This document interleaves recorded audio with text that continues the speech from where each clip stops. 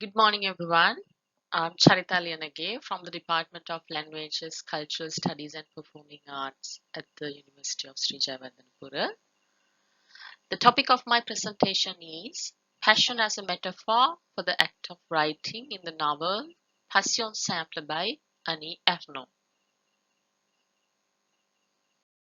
Here's the outline of my presentation: introduction, literature review, methodology, results, discussion, conclusion, and references. Let me begin my presentation with a quote by Ernaux.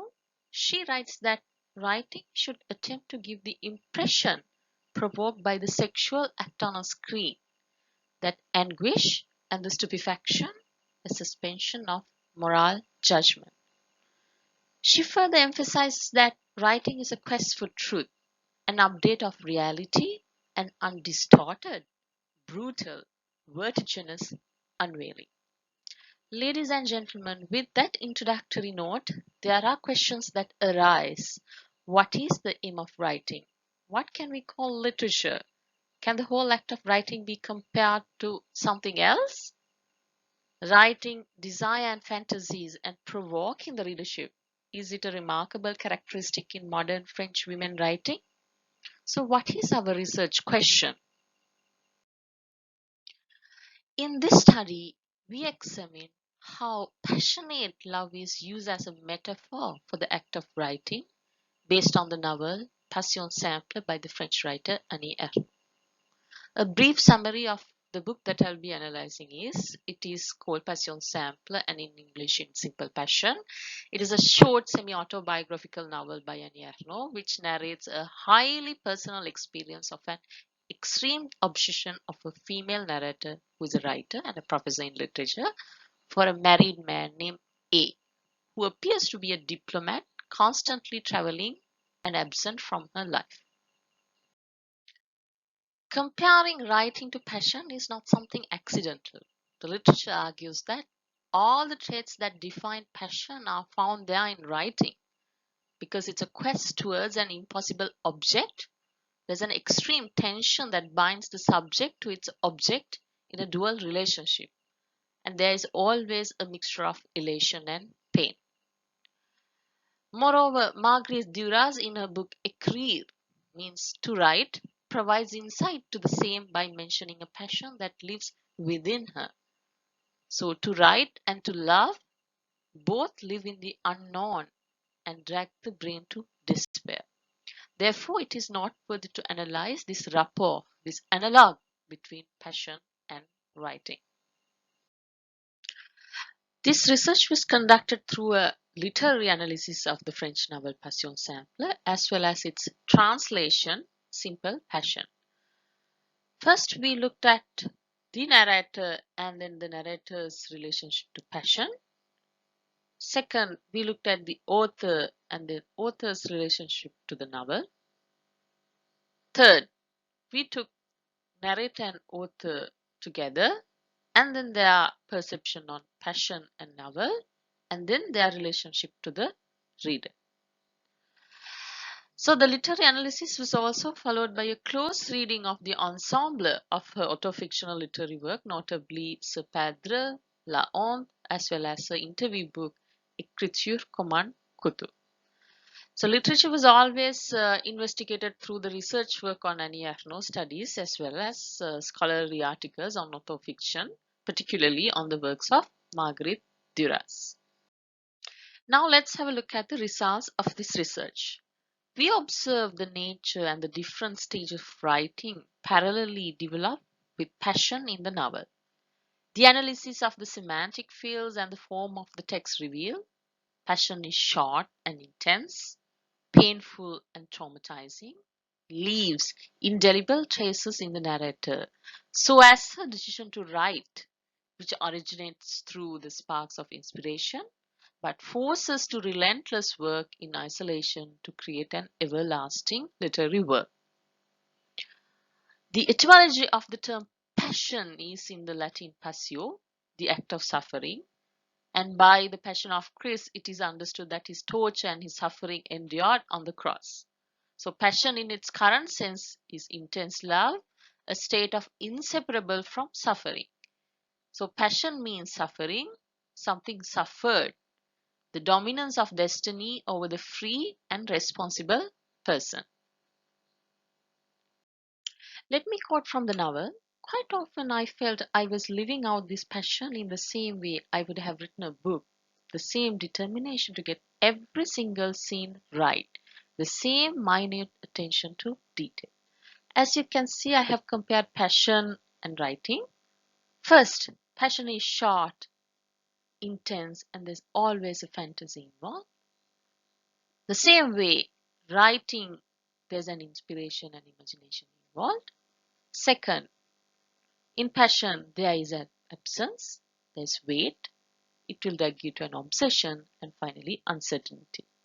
In the same way, in writing the construction of the plot, you have to wait for long, and the same way, the narration, the writer doesn't know where he or she is heading.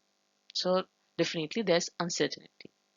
Third, in passion, there's suffering, trauma, and expression involved. Same way in writing, it's a tedious task, forces the writer to be in isolation to relive a same experience.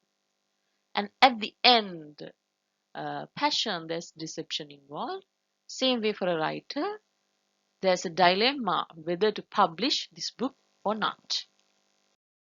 So I have given a couple of examples to prove what I've found through my research. So we have one quote from September last year. I did nothing else but wait for a man. My long, painful wait. I could even accept the thought of dying, experience pleasure like a future pain. My whole body ached. And then it's a surreal, almost non existent. And then there's meaningless. And finally, it's an unaccountable reality ever. Moving on to more results, we observe that passion is raw, immoral, more shameful for the female narrator, which is like the act of writing autofiction for a female writer, portrayed through the technique of flat writing. The female narrator decides to write down her romantic encounter in the past, and she determines to be brutally honest without any moral judgment. So her memory is constructed through stilled phrases in a stream of consciousness and consists of banal sentences devoid of any rich literary techniques.